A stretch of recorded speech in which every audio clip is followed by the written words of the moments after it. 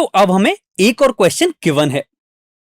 इस क्वेश्चन में हमसे कहा गया है कि एक कर्व है जो कि पॉइंट 0, -2 से पास होता है और उस कर्व के लिए एक और कंडीशन गिवन है कि कर्व के पॉइंट x, y पर जो टेंजेंट की स्लोप होगी एंड जो y कोऑर्डिनेट होगा उन दोनों का प्रोडक्ट x कोऑर्डिनेट के इक्वल होगा।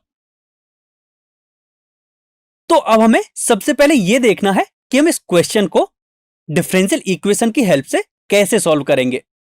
तो चलिए अब हम इसका सॉल्यूशन डिस्कस करते हैं। सबसे पहले हमें यह कैसे पता चलेगा कि इस क्वेश्चन को हम डिफरेंशियल इक्वेशन की हेल्प से सॉल्व कर सकते हैं।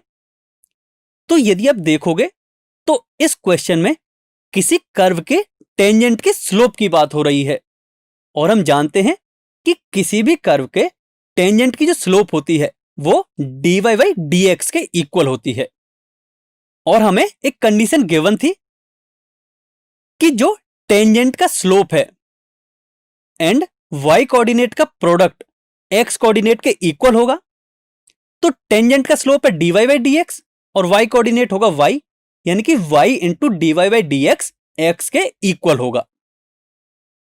तो यहां से आप देख सकते हो कि अब हमें एक डिफरेंशियल इक्वेशन मिल चुकी है। तो चलिए इसे सॉल्व करते हैं। सबसे पहले ये चेक करते हैं कि इसमें वेरिएबल सेपरेबल मेथड का यूज कर सकते हैं या नहीं। तो उसके लिए हम वेरिएबल्स को सेपरेट करने की कोशिश करते हैं।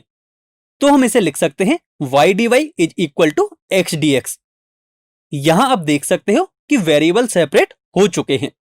इसका मतलब इसमें हम वेरिएबल सेपरेबल मेथड का यूज कर सकते हैं। अब अगला स्टेप ये होता है कि हमें दोनों साइड को इंटीग्रेट करना है। तो जब हम इंटीग्रेट करेंगे तो हम इसको लिख सकते हैं integration y dy is equal to integration x dx, जिसमें लेफ्ट हैंड साइड का इंटीग्रेशन होगा y² / 2 and right hand side का इंटीग्रेशन होगा x² / 2 प्लस c। एंड यहां से हमें एक इक्वेशन मिलेगी y² - x² is equal to 2c, जो कि गिवन डिफरेंशियल इक्वेशन का जनरल सॉल्यूशन होगा।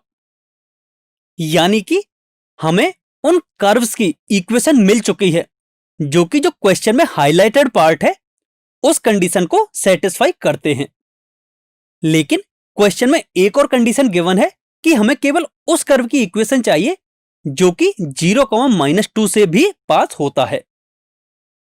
तो इसका मतलब हमें पर्टिकुलर सॉल्यूशन निकालना है। तो इसके लिए हम इसे इक्वेशन नंबर 1 एज्यूम करते हैं। तो अब कर्व जो कि 0, -2 से पास होता है, तो जब हम इन वैल्यूज को इक्वेशन नंबर 1 में पुट करेंगे तो हमें 2c की वैल्यू मिलेगी 4।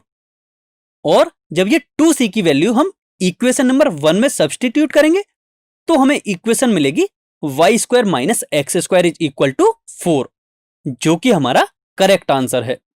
तो इसका मतलब हमें इक्वेशन मिली है y² - x² is equal to 4।